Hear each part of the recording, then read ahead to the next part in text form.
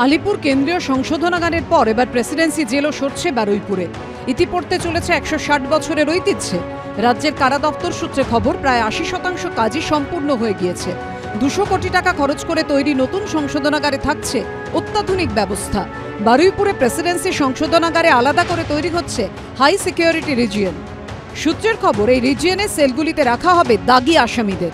এছাড়াও থাকছে মুখ্য সংশোধনাগার, অফিস বিল্ডিং, ডিআইজি বারুইপুর রেঞ্জের দফতর, স্টাফ কোয়ার্টার ও ইন্টারভিউ কাউন্টার, যেখানে জেলবন্দীদের সঙ্গে দেখা করতে পারবেন পরিজনরা।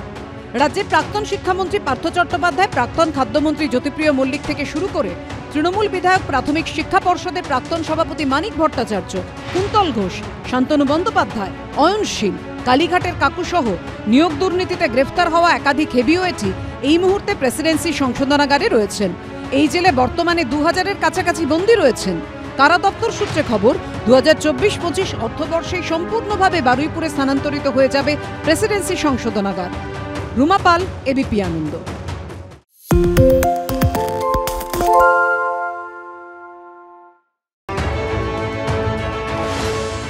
সবে বর্ষার শুরু, এর মধ্যেই রাজ্যে ডেঙ্গি আক্রান্তের সংখ্যা 2000 পেরিয়ে গিয়েছে।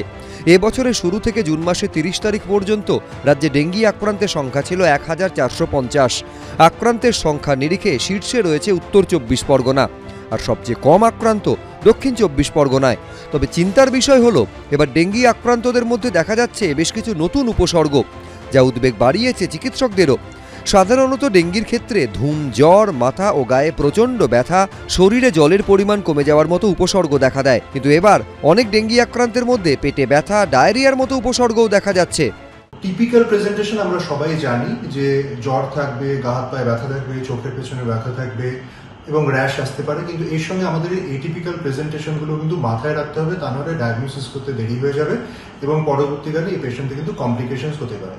সেই জন্য এই মুহূর্তে যখন ডেঙ্গি কেস বাড়তে শুরু করেছে, আমাদের এটিপিক্যাল সিমটমসগুলো সম্বন্ধে ওয়াকিবহাল রাখতে হবে এবং যেখানেই সন্দেহ হবে সেখানেই কিন্তু টেস্ট করতে হবে। স্বাস্থ্য দপ্তরের তরফ থেকে যেটা জানানো হয়েছে যে ডেঙ্গি আক্রান্তদের মধ্যে যদি ডায়রিয়া দেখা যায় বা সর্দি কাশি দেখা যায়, তাহলেও কোনোভাবে অবহেলা করা চলবে না। ডেঙ্গির ক্ষেত্রে যে যে উপসর্গগুলো আগে ছিল, তার সঙ্গে এইগুলোও স্বাস্থ্য দপ্তর যুক্ত করেছে। এবছর নতুন যে স্ট্রেনটা আমাদের কলকাতায় দেখা যাচ্ছে, তার কিছু কিছু অ্যাটিপিক্যাল লক্ষণ দেখা যাচ্ছে, যেমন হঠাৎ পেটে ব্যথা অথবা ডায়রিয়ার লক্ষণ দেখা যাচ্ছে। সেক্ষেত্রেও কিন্তু পরবর্তীকালে ডেঙ্গু ধরা পড়ছে। এই ক্ষেত্রগুলোতে কিন্তু আমাদের অবশ্যই ডেঙ্গু টেস্ট করে নিতে হবে। এছাড়াও কিছু কিছু ক্ষেত্রে সাধারণ সর্দি কাশিও পরবর্তীকালে ডেঙ্গু হচ্ছে। সুতরাং সাধারণ সর্দি কাশি, জ্বর যদি হয়, সেগুলো আপনারা নেগলেক্ট করবেন না, অবশ্যই পরীক্ষা করিয়ে নেবেন ডেঙ্গু।